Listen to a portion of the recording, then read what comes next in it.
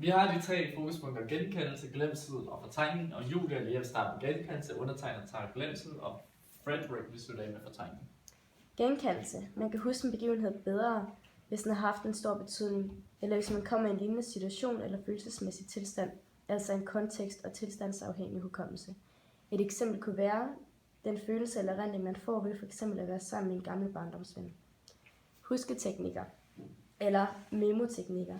Det er at forbedre sin evne til at huske bestemte ting, ved for eksempel at indbygge dem i rim eller ramser. De er ofte skolerelaterede i for eksempel tysk grammatik. Det er nemmere at huske konkrete ord end abstrakte ord, fordi de knytter sig til et mere visuelt forestillingsbillede, altså dobbeltkode, og de er lagret i den perceptuelle hukommelse som forestillingsbillede og i den semantiske hukommelse som et ordbillede, og det vil sige flere ledetråde til det ord, man kan huske.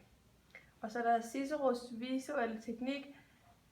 Man placerer navneting eller idéer, man skal huske i et rum, man kender særlig godt. Senere, når man så skal huske tingene, går man rundt i rummene og ser det for sit indre øje, de ting, man har anbragt de forskellige steder. Det er en svær, men effektiv mnemoteknik. Eksempelvis, når man har glemt sine nøgler og tænker tilbage på, hvor man har været i løbet af dagen, kan man anvende den her teknik.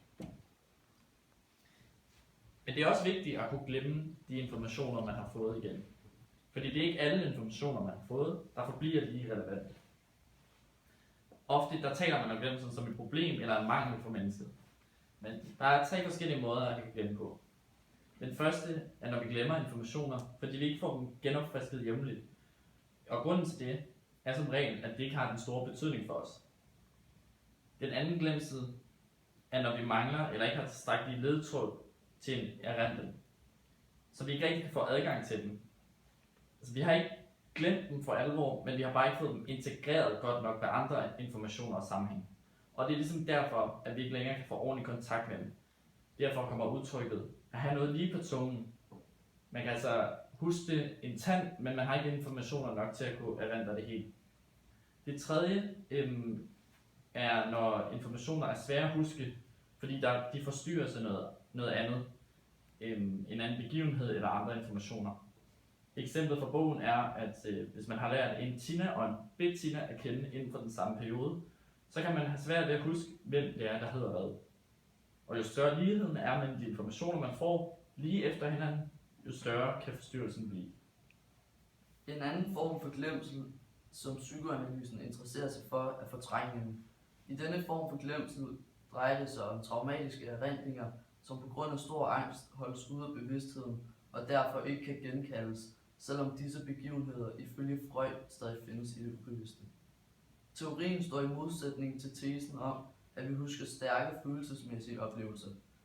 Dog har den amerikanske psykolog Elizabeth Loftus afvist, at fortrængninger finder sted, og ser teorien som en sejlivet freudiansk myte. Dette begrunder hun med, at flere mennesker, som har været udsat for traumatiske begivenheder, peger på, at de husker disse begivenheder mere præcist end de andre oplevelser. Fortaler fortrængningstesen siger dog, at tidlige traumatiske begivenheder kan være svære at genfinde, fordi de bliver gemt i den episodiske hukommelse og ikke i den semantiske hukommelse, som ikke endnu er fuldt udviklet hos barnet. Dette betyder, at begivenhederne kan være svære at fremkalde igen, og dukker ofte kun op, når personen bliver konfronteret med situationer, som minder om begivenheden.